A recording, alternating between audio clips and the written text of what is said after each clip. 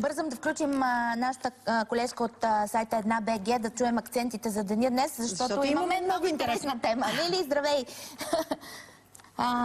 Ох, Лили, чакай. Искаме бързо да ни кажеш, но звук пак нямаме. Имаме. Как имаме като нещо, виж, че ни е зачеркнат звука. Ето, сега ще... Айде да те чуем, Лили. Чувате ли ме? Да. Съвсем набързичко, трите основни акцента от сайта 1BG днес.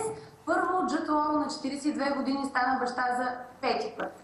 Майката е с 20 години по-млада от него девойка, която вече му е бивша приятелка, на всичкото отгоре.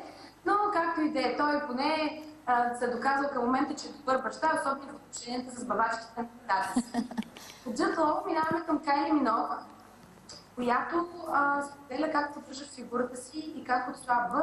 Всъщност тя е на така наречената пещерна диета или палеодиетата, която включва ядене основно на месо и всякакви такива храни, които са характерни за пещерните хора. Тоест без житните растения. Да, точно така. Какво точно включва диетата и може да се прочете в статията. И за финал една много така хубава, ободряваща, щастлива новина, че любов има и в Холивуд. Става въпрос за Джейсън Стейтъм и Роуз Хантингтън Уайтли, които са заедно вече 5 години и са щастливи, влюбени, не бързат да се женят, обичат се, показват се колко се обичат и са щастливи, ни дават така надежди на всички нас, че ние може да бъдем като тях.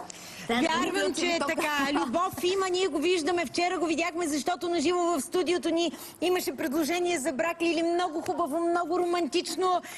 Въобще не очакваше момичето. Беше ученическа любов. Маги Ивайло ни предложи брак в Дупница.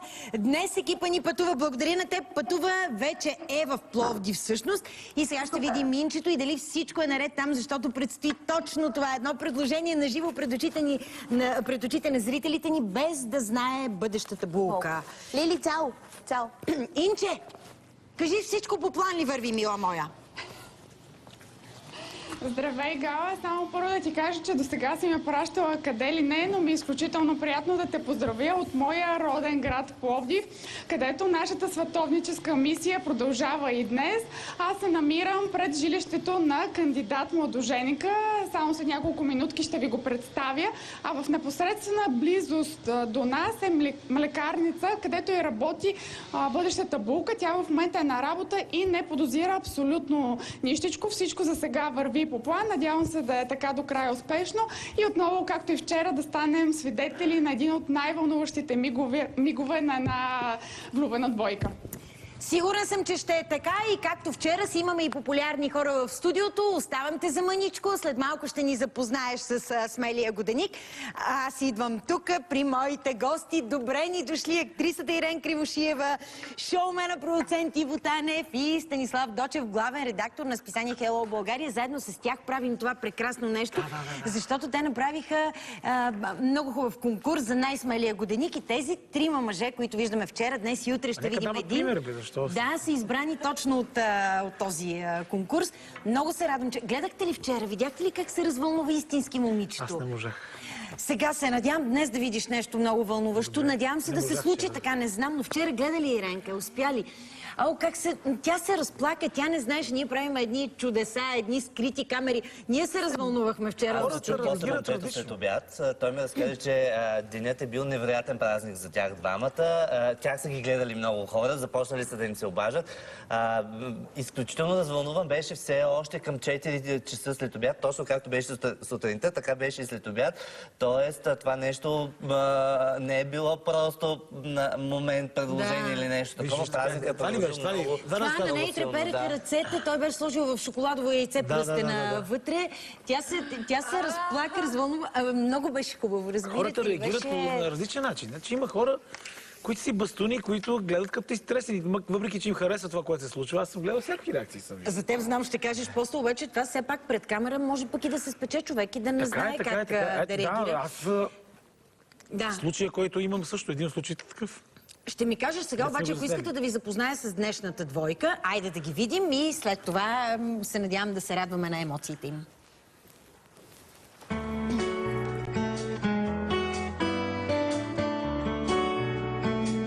Тя е Диана Костадинова от град Пловдив. На 31 години е и е зодия Стрелец. Работи като продавачка в магазин за млечни продукти, а хобито й е да се грижи за децата си и да помага на хората, взимайки участие в различни благотворителни инициативи. Той е Теньо Барболски и също е от град Пловдив. На 27 години е и е зодиал-овен. По професия е общ работник. Хобитата му са музиката и колите. Двамата се запознават чрез брата на Диана преди 5 години. Любовта им пламва още от първата среща, когато заедно с обща компания излизат да се забавляват в нощно заведение. Ето какво пише в писмото си Теньо.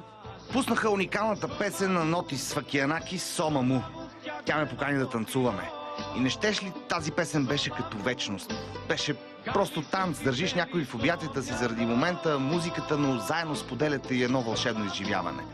Останалите сякаш се бяха превърнали просто в публика за нас. След тази първа среща и двамата знаят, че са лудовлюбени един в друг. Диана обаче, без да иска, дава на Теньо телефонния номер на брат си вместо своя собствен и така срещите им в началото се осуетяват. Не след дълго грешката бива поправена и така започва тяхната любовна история. Диана има дъщеря Костадинка от предишна връзка, която Теньо приема като свое дете. Преди 2 години се ражда и тяхната дъщеря Кристияна, с която семейството им става 4-членно. Единственото, което все още им липсва, е сватба. Какво предложение за брак е намислил Теньо и какъв ще бъде отговорът на неговата любима Диана, ще разберем сега на кафе.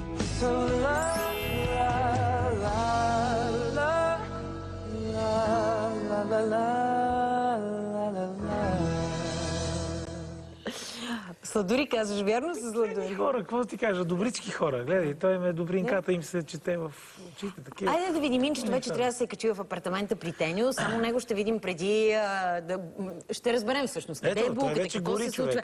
Ето ги. Инче, как сте? Здравейте, Теньо, здравей! Здравейте. Здравей отново, Гала. Да, точно така. Вече съм в дома на нашия смел кандидат-младоженик Теньо Барболски. Приятно ми е да ви го представя.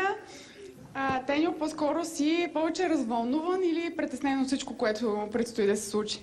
Повече развълнуван. Емоциите дори последните 3 дена бяха адски големи заради цялата подготовка, събирането на хората, колегите, за да се подготви цялата изненада и да се опази най-вече всичко в тайна. Ето това ми кажи, как си го замислил да се опази в тайна, защото сега предаването ни е наживо. Гледат много хора, които познават теб, познават приятелката ти. Как си направил така, че някой да не й се обади, да не й каже, да не разбере от някъде? Това много ни интересува. Благодарение на собственика на магазина Емо, ние съответно и казахме, че ще има проверка, заради която тя трябва да е приготвена добре. И отделно аз успях през нощта чрез мобилните оператори да и блокирам входящите обаждания. Аз отново само искам отново да припомня, че в момента Диана е на работа в непосредствена близост в магазин за млечни продукти и в нашата конспирация е въвлечен собственикът на магазина Емо Цветков. По наш сигнал малко преди директното ни включване, той затвори магазина под претекст, че ще има проверка. Ревизия, така че няма възможност някой да отиде лично да я предупреди.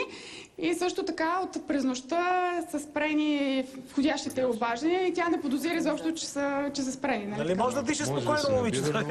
Никой няма да я търси. Не сте изпрали дишането. Ама виж сега, вчера си говорихме за това. Знаете, че ще има хора, които може и да вярват, че ще направят нещо добро, ще звъннат веднага, ще кажат, ще ти предлагат брак и ще развалят цялата изненада. Има, за съжаление. За съжаление. За съжаление има такива куки, ето гледат сега. Той уж любопитство някой, ама да ще прецака работа. Той си е замислил изненада, иска да се случи по някой начин, затова ние съдействаме. Инче! Да, опитали сме се максимално да предотвратим всякакви такива възможности. Теньо, кажи ми, вие любовта ви с Диана пламва още от първата среща. Разкажи ни повече. Да. Първата ни среща беше поради повод един злополучен случай в моето семейство, загуба на роднина, когато тяхното семейство ми помогнаха, тъй като с брати преди това бяхме 5 години дългогодишни много добри приятели. И оттам просто се навързаха нещата. Един път се наложи да ходим до един магазин, да гледаме едни неща. Дойдоха той и сестрите му, там се запознахме за първи път. И в последствие след 3 месеца се случи така, че ми предложиха да излезем, когато аз имах желание определено вечерта. Излезнахме по различни места. Не ми беше много на кеф заради определени случки тогава, но постепенно се отпуснах. Тя ме покани на един танц и оттам всичко се отприщи. А поглед ли, визуално ли те привлече или чак когато вече те покани на танц усети тези фуиди? Ами, може да се каже, че беше с натрупване. По-скоро първоначално се чудиш каква е тая тръпка, нали, впечатлението, всичко от човека, но последствие вече нещата се натрупват, замислиш се и се случват. В писмото си описваш много красиво този първи танц. Разкажи ни какво усети точно. В този първи танц усетих точно тая близост и нежност, която ни предполага до някъде, че тя може да я има. Че тя може да я има и че тя може да е този човек, който аз очаквам да намеря евентуално в живота си. Какво се случи след това? Ами след това ние цяла вечер не се отделихме един от друг, общо взето. Не се отделихме, тръгнахме да търсим други места, където да отидем заведения и през цялото време тя викаше: не ме пускай, не ме пускай. И така беше общо взето. Накрая в една пловдивска дискотека танцувахме цяла нощ. Същата вечер ли беше първата целувка? Да, същата вечер. Танцувахме в една дискотека цялата вечер, само ние двамата. И де факто ние просто, както казват, че любовта е като адреналин и като голяма еуфория, може би ние бяхме подвластни на нея до някъде. И през цялото време ние, нали казвам, сме танцували. По едно време се наложи да отидем на туалетна. Отидохме, аз викам: сега ще изчакам. Няма кога другояче. Или сега, или никога. Да. Целунах я и тя вика: стига, че брат ми ще дойде. И наистина в същия момент брат ти се появява. Успяхте ли да си размените телефоните? И какво? Чакай сега, брати като дойде? Съкън, как ти ще...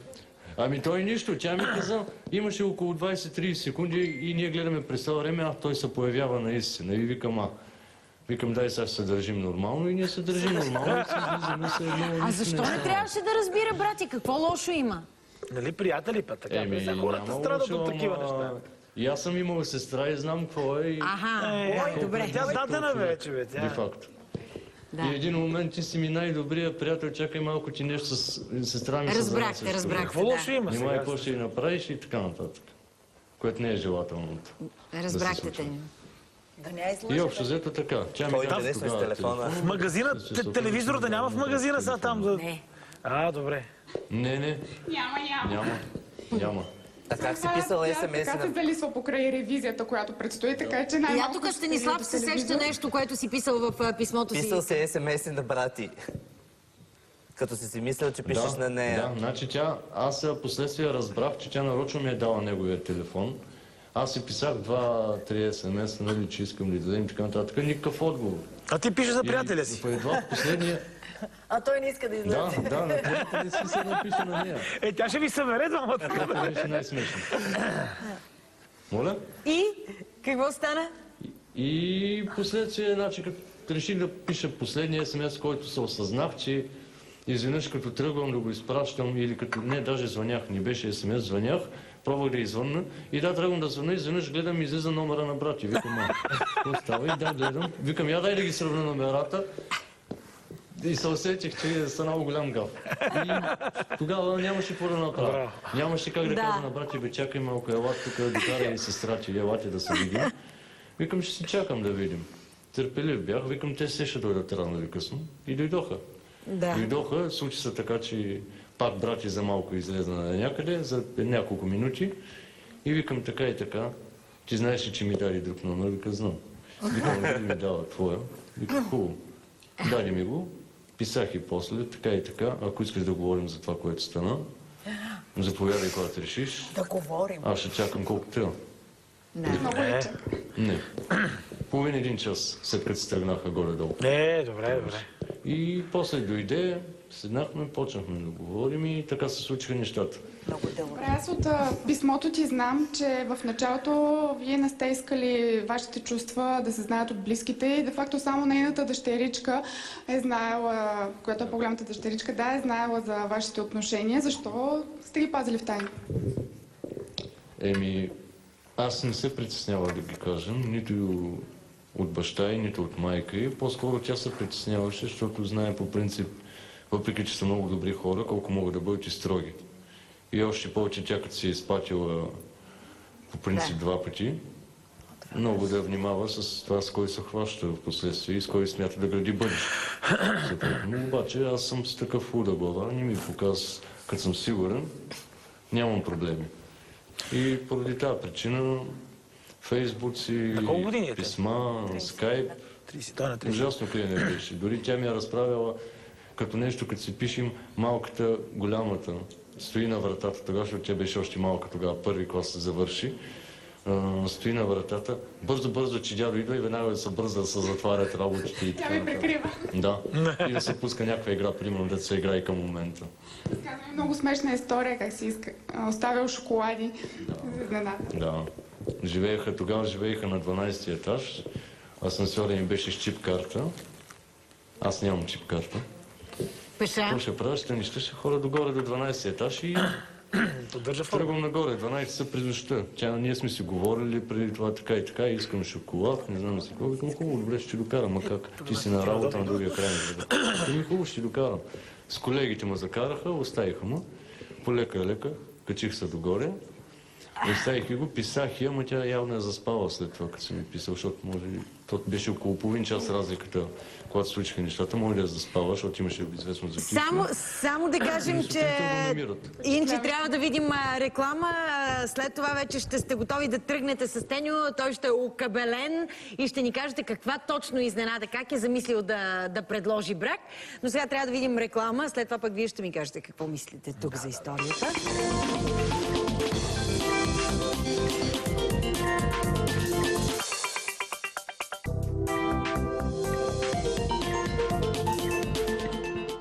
Чакаме да станем свидетели на нещо много хубаво. Едно предложение на брак на живо. Инче, готови сте май вече. Трябва да слизате. Почти готови. Цялата организация, надявам се, че всичко по план върви. Да, за сега финализирано. Успешно, надявам се. Какво е свързана твоята идея за предложение? Свързана е с една моя страст, която и тя ме подкрепя, т.е. с доста коли. И чуш, че някаква операция на НАТО ще се... Операция на НАТО ще се случва, ще видиш след малко. Нападение. Той е луд по коли си измислил изненадата да е свързана с това. това. Искам само да благодаря на община Пловдив и местната полиция, които също са в нашата конспирация. Армията НАТО ви казах. Имаме разрешение да затворим за известно време 4 улици. Предварително се извинявам на всички пловдивчани, но съм сигурна, че целта си заслужава и те ще ни разберат. Готов ли си да действаме? Добре, сега първо ще ти махнем слушалката, която до сега чуваше Гала. Колегата инженер ще махайте слушалката, слагайте микрофон. Микрофон, брошка, за да можем в най-важния момент да чуем твоите думи, с които ще се обърнеш към Диана. Да не забравим диамантения пръстен, букета, който си приготвил. Имаме диамантен пръстен, хора. Брак с... разбира се. Благодаря на Мирела, приятелка Мирела, да. Те го предоставят. Сега, това са хубави неща. Докато вие вършите всичките тези неща и слизате надолу към колите, аз тук ще си питам гостите нещо. Иво, ти си бил свидетел по обясними причини на много бракове, защото си правил много сватби. Да, 137 съм водил всъщност. Кажи ми обаче, предложение на брак, бил ли си свидетел на такова? Аз съм бил и дори ние създадохме едно такова предложение. Аз съм дал тук материалче малко. Едно много приятно предложение беше, което те казаха мъженец. Искам нещо нестандартно, нещо интересно, което да направим. Какво направихте? Заведе на кино. бехме наели зала от кино.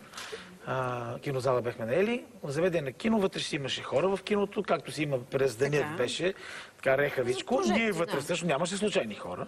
Само ние бяхме вътре, всичко екип, така.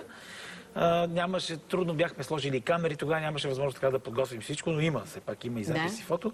Влязоха те, бяхме подготвили, започва си рекламите, тук го има, може да се покаже. Започва си рекламите, филм, все едно, че почва да филм. Един мъж как един монолог при едно езеро, почва да си говори, само че тя знае английски, не знае италиански, търсихме език. Който да разбира. направим. Да, който да не разбира. Защото трябваше да се говорят. Ние го направихме, много беше. Всичко беше подготвено. Така. И чете всъщност отдолу. Всъщност виждат зрителите кадри в момента, но ти разказвай, да. Чете думите, които... Ето тук Цецо Ови се влезе и поднесе пръстена всъщност. Да, това е по-късно. Да. Но те гледат, почва филма и започват долу думите, които са много ценно, че артиста, който във филма си говори, нещо си разказва за неговата любима. Ти си това за мен, ти това за мен, аз така направих, съжалявам за това, така, всичките неща в живота. И в момент идва момента от там, който аз реших днес този ден, Катя, ти готова ли се стане с моя жена? Катя, реши всичко. Да, ти, Катя. И те са двамата седнали на друг. Ние срещу тях да се обръщаме, Цецо влиза, светва се. Лав ми, аз посвира на китарата. А тя беше милата. После изживяването е страхотно. Сигурно. Той е много притеснителен. Той не е като Теньо. Мишо, нашия човек. Тук е друго предложението, защото Теньо ви каза, че той има страст към колите. Това му е хоби и той е замислил предложение, свързано с това. Инче, къде зачезна ти? Какво правим сега? Наблизо е магазина. Те са почти до магазина. И там така се случиха нещата, че те отиват на кино, че същото време, вместо филма, с всичко то си започна като реклами и както си почва филм. Инчето тръгва, само да ме чува. Инче, чуваш ли ме? Гала, чувам те, макар и слабичко, изгубих само връзката си с Таня. Ние вървим към млекарницата, където нищо Диана продължава да не подозира. За да сме сигурни, че всичко е наред, малко преди да стигна, аз ще се обадя на собственика Емо. Това ще е сигнала за него, за да накара Диана да излезе пред млекарницата. Улите отцепени. А и на Теньо трябва да се обадиш, може би. Последно, дали всичко е по план? Не, Теньо трябва да е в кола, той ще пристигне с... Всичко, вижте, отцепени улиците, снайперисти след Няма, слава богу, снайперисти, не че улиците сме ги пустили. Самия Теньо, за да проверя дали всичко при тях са готови, тъй като са доста колите и трябва да има синхронизация. Тя се вълнува много, Инчето. Вълнува се, разбира се, всички се вълнуваме. Инче, спокойно бе. Аз спокойно. Те са на тебе ще предлага. Готови ли сте? Готови сме. Готови сме. Добре, тогава чакате нашия сигнал, ако сме се разбрали. Чакай на спикър, ама това всъщност не е Теньо, а е негов приятел от цялата идея. Добре, имате ли видимост да очаквате нашия сигнал? Виждате камерите. Добре, тогава чакате да видим дали и Диана всичко е наред при нея. Ще звъня на собственика. Сега на тях трябва да им дадат знак след малко, когато Диана излезе пред млекарницата. Няма да казвам, ще гледате, да. Стана ми много интересно, хубаво.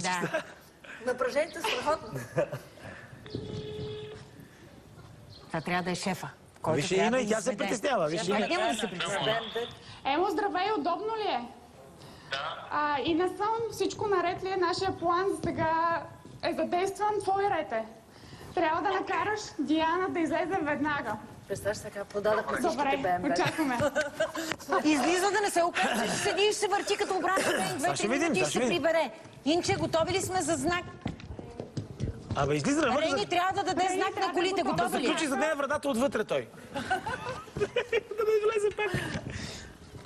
Хора, аз не знам, вие, но аз се вълнувам, аз пак ще стана, не мога да стоя седна в такива моменти. Така, това е Рени, която, гледай, тя е със знаменце, тя ще даде знак на колите. Така, обаче не виждам Диана. Диана да не е излязла пред някой заден вход. Ето я, ето я. Не, това е собственика, който трябва да я изведе. Има форсиране вече. Изведе я. Хора, защо не виждаме Диана? Майка си тема там. Те е за дървото. Да внимавате. Дайте Диана. Колите... Милата. Тя не знае какво се случва. Всякъде коли, бръмчат, запушват всички улици. Ревизорите идват.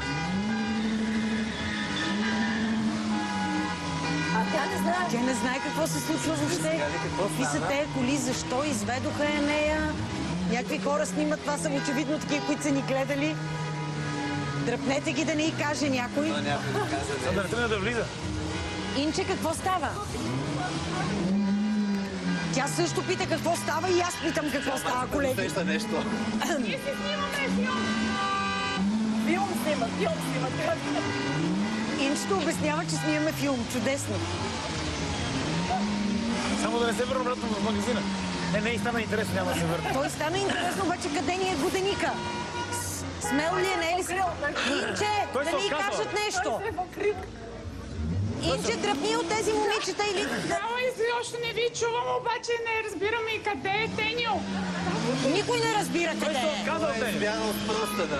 Боже мой, хора! Избеем бето. Снимаме сцена от филм. Тенио, Сцена от филм, Диана, ти си главно действащо лице. Той човек забрави, че трябва брак. Той е в колите. Неговия къл е в колите. Той е маниак Той се на кефи тема в коли. момента, той се кефи. Той се кефи, форсира колите, бръмчи. Хора, къде е този човек? Всички се... Абе, моля се, помогни ми. Направи нещо. да, това ще направи за от тук. Виждам събитие в Пловдив, много коли. Той може би е с една кола. Може би той е в една кола.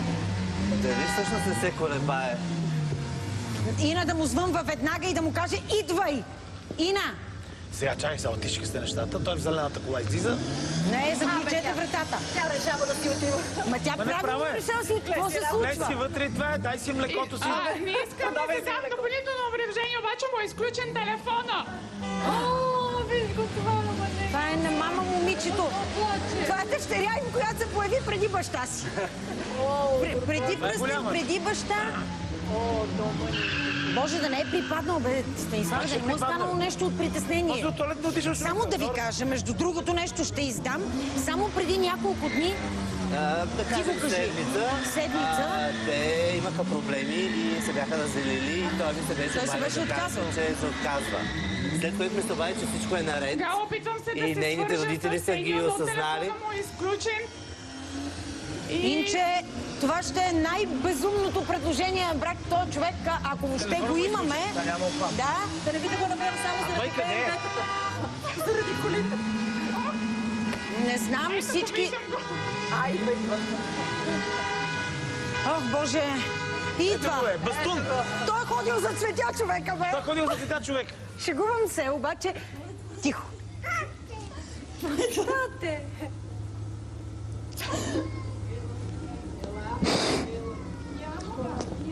Поправи ме, мила.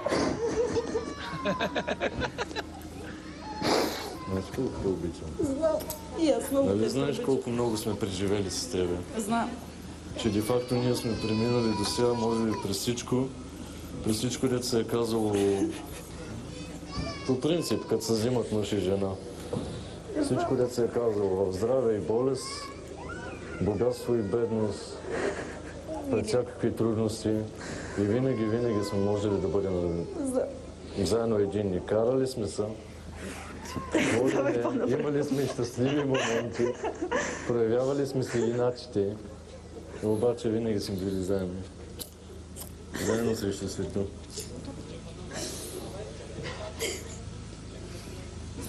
Това за какво е? За какво е? Познай. Помниш ли моя съпруга? Да. Време. Да. Дека се! Дози се!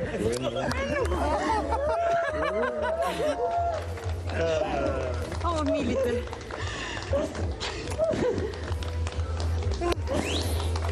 Да видиш колко хора има. И аз как ще работя сега? Кой каза, че ще работиш? И могат да бъдат съпричастни. Инче, никаква работа, искам с шефа да говорим. Една седмица. Пръстена. Ние не мога да ферам. Тя още не знае, че дават на живо по телевизията. Не, Тя още не знае. Сега ще разбере. Кой ли? Тя не знае. Ще си сложи слушалки. О, госпичката. Тя въобще идея си няма, че е на живо по телевизията. Колко хора на подкрепят и мене и тебе. Ей, сега ще разбере колко хора точно. Извинявайте, че ще прекъсна този толкова интимен момент. Диана, само да ти кажа, че ти в момента си на живо в ефира в Нова телевизия, предаването на кафе с Гала. През цялото време всички станахме свидетели на един от най-вълнуващите мигове в живота ти. Сега само ще помоля колегите да ми помогнат, ще ти дам телефони, с които ще можеш да чуваш Гала, която също са при нея. Има доста други известни личности, които искат искат да ви поздравят. Диана, здравей, чуваш ли ме? Да, Гала, здравей! Честито от всички нас тук. Много ни развълнува с те сълзи в очите ти и при нас има такива. Имаш диамант на пръста си, не знам дали знаеш, но ти си диаманта в живота на Теньо, така се оказва. Цялата тази конспирация, която той искаше да направи, за да те изненада, затворени са 4 улици в Пловдив. Съгласието на полицията имаме, за което им благодаря, на ръководството на града. Шефът ти е в конспирацията, затова се надявам да не трябва да работиш поне днес. Добре ли си? Понеже автошоуто тук продължава. Да, добре съм, благодаря. Много ме изненадахте, много ме развълнувахте. Милата. Живи и Ти здрави. си наистина една много обичана жена, може да се чувстваш много щастлива. Има ли сте известни проблеми през годините с Теньо? Имала си, може би, някакви опасения, но кажи ми сега, чувстваш ли се готова да споделиш живота си с него? Да, твърдо да. Да, чувствам се готова. Ох, че хубаво. Ти си имала... Да, Инче, понеже си имаме гости тук, популярни хора, искам ми се да им дадат някакъв съвет. Предполагам, че ще имат прекрасен семейен живот, но и ти каза, има ли са трудности, има ли са опасения някакви. Иренка, какво ще ги посъветваш те сладури? Да се оженят. Те, както виждаме, ще се оженят. Слава Богу. Нали се загождават, нали е годещава? Да. Предложение. Сега следва да се оженят църковен. Само да ти кажа, не знам дали разбра, тук тя е имала малко притеснение заради разлика във възрастта. Тя е малко по-голяма от него. Можем и двете да дадем съвети, но ти си гост, кажи. Аз мисля, че това няма никакво значение. Защото ето виждаш, времето тече, тича, въобще много е забързано. Това не е проблем. Проблема е обща да я обичат. Примерно тя трябва да заобича тия коли. Тя сигурно го обича вече. Какво да прави покрай него? Да. Ама виж какво ангелче имат, което обичат и двамата. Така че това не е ли основата на всичко? Основата, разбира се. Но каза, общо трябва да имат и обща идея, обща мисъл, обща цел, да се движат в една обща посока. Къде си ти? Той приема като собствено дете дъщеря от предишната си връзка. Иво, някакви съвети, ти си виждал много бракове. Аз искам само да ви кажа едно, Диана, не знам дали ме чуваш в момента и Теньо. Записа от това предаване си го пазете. И когато имат моменти в живота на пропуквания, те такива има несъмнено, тогава си пуснете този запис и си спомнете емоцията и чувствата, които в момента са живяли във вас. Те ще ви хранят, те ще ви дават сила на любовта в такива моменти, а не да ги забравите. Снимките и тези записи е така. Те са за това нещо. Да си спомните каква емоция сте имали в душичките си, в сърчицата си в този момент. Живи и здрави да сте и благословени. Ох, че хубаво. Това е... Благодаря ви. Това е първата дъщеря, която Теньо гледа като свое дете. Тя щастлива ли е от това, което се случва, Инче? Тя не ме чува, ти можеш да я попиташ. Ти нямаш връзка с Гал. Искам да питам как се чувстваш, ти щастлива ли си? Виждаш мама толкова щастлива. Много съм щастлива. Ти също беше в конспирацията. Най-важно, че успяха да запазят тайна, дори малката Кристияна, която е само на 2 годинки, не е казала нищо на мама. Не, нищо не е казала. Ти до последно нищо не ти е минало през... Не знаех нищо не знаех.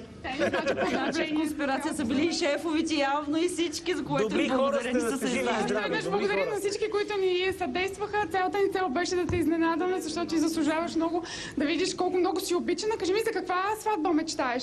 Ами за скромна сватба, само с децата, кумове, кръстници. Браво, Диана. А ти очакваш ли това предложение? Не, никога не сме го обсъждали даже брак. Смисъл. Разбирам, че не по този начин едва ли си го очаквала, но... Изобщо предложение, не. Да сключите брак. Ние няма ли сме такава идея? Живеем си заедно, имаме деца. Да.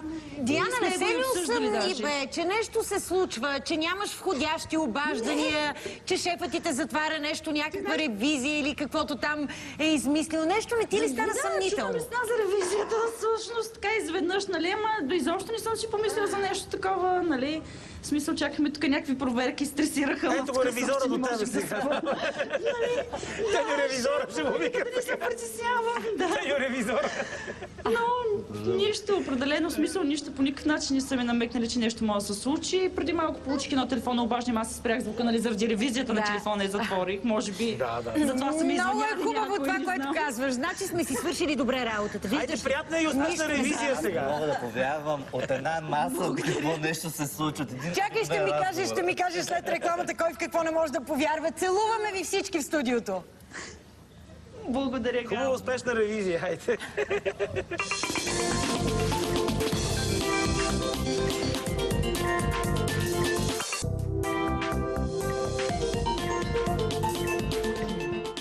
Новината при нас е, че чухме отново да.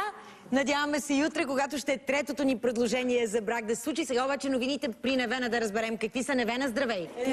Здравейте! Здравейте! След седмица в неизвестност намериха Камели от Видин жива и здрава. Къде и защо се е крило момичето? Продължават проблемите с свлачищата в много райони. В страната над 70 семейства са застрашени да останат без дом в село Крайнеделено.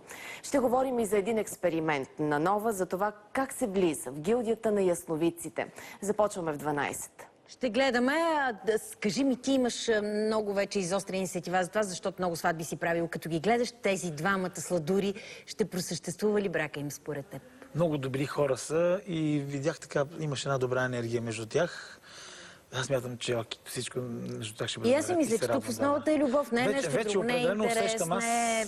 И като поне срещам с много такива младоженци, които виждам, някой за тях е бизнес брак, по сметка го правят, по любов. Някои буквално не са разбрали, още не се познават толкова добре, не са усетили енергията между тях.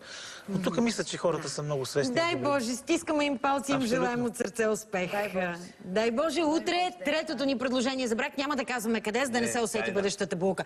Добре, Тара, чао, до утре в